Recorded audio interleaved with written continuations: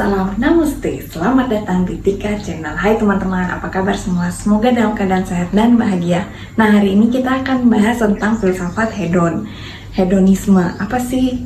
Kita mungkin sering dengar ya, sedikit-dikit dibilang, oh gaya hidup hedonisme. Apa sebenarnya hedonisme itu? Dalam bahasa Yunani artinya kesenangan atau kebahagiaan yang tak terbatas. Bagi para hedonis atau penganut hedonisme, kebahagiaan terbesar adalah terbebas dari rasa sakit, baik itu fisik, mental, spiritual, ataupun yang lain ya. Jadi mereka merasakan kesenangan terlepas dari penderitaan. Nah, zaman sekarang ketika kita mendengar tentang hedonisme itu, ketika kita mendengar hedonisme, erat kaitannya dengan pemborosan, sikap boros, hidup mewah, hidup yang berlebihan. Sementara pengertian dalam Kamus Besar Bahasa Indonesia, hedonisme itu adalah suatu pandangan yang menganggap kesenangan materi menjadi tujuan utama. Filsuf Yunani yang bernama Aristippus adalah salah satu peletak konsep prinsip hidup hedonisme ini. Aristippus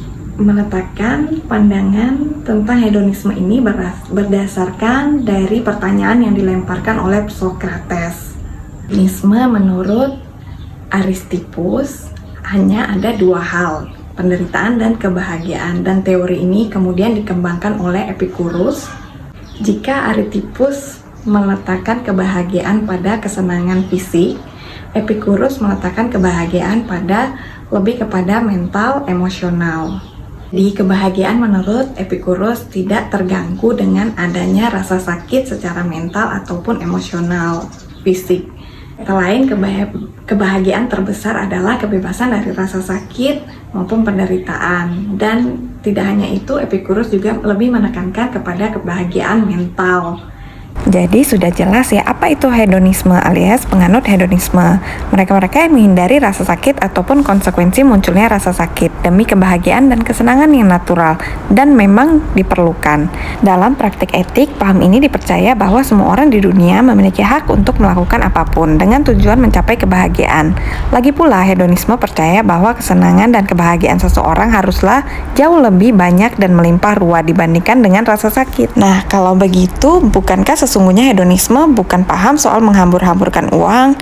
Ya, gimana lagi coba hal-hal yang kita anggap sebagai kesenangan dan sesungguhnya merupakan sumber rasa sakit. Misalnya setelah belanja habis-habisan justru bakal menimbulkan rasa sakit dan ngilu karena melihat dompet kosong.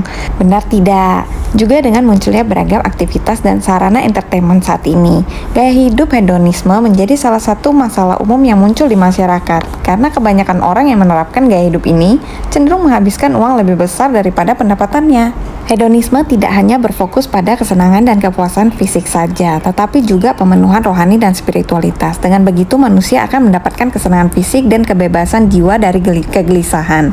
Selanjutnya, berbagai orang mendeskripsikan pemikiran ini di masa modern, pada akhirnya memiliki pandangan dengan garis besar yang sama.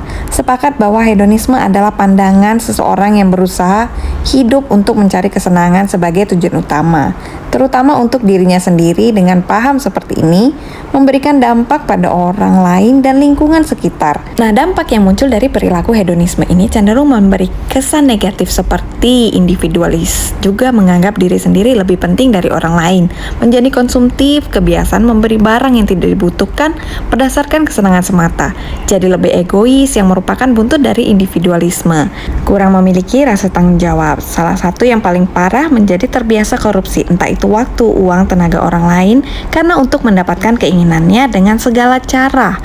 Nah, setelah kita tahu nih dampak negatif gaya hidup hedonisme yang merugikan, Nah, jadi bagaimana sih cara menghindari perilaku hedonisme ini? Ada beberapa cara yang teman-teman bisa lakukan jika kalian terlanjur ataupun kalian tidak sadar telah menjalankan lifestyle ini.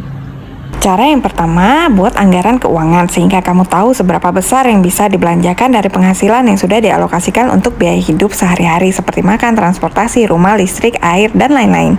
Lalu sisihkan 20% dari penghasilan kamu untuk tabungan. Kedua, selalu bersyukur merupakan langkah tepat yang dapat dilakukan oleh setiap orang untuk menanggulangi gaya hidup hedonisme. Nah, stoikisme atau filsafat yang pernah saya bahas di video sebelumnya bisa membantu kamu menyadari bahwa kebahagiaan itu tidak hanya datang dari materi, melainkan dari hati yang selalu bersyukur dalam menjalani kehidupan.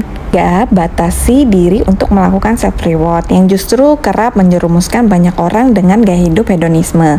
Dengan batasi diri, paham kapan waktunya yang tepat melakukan self-reward. Lalu yang terakhir, perhatikan lingkunganmu, gaya hidup teman sekitarmu, karena tentu lebih mudah untuk berubah ketika lingkungan sekitar mendukung perubahan dan menerima perubahan.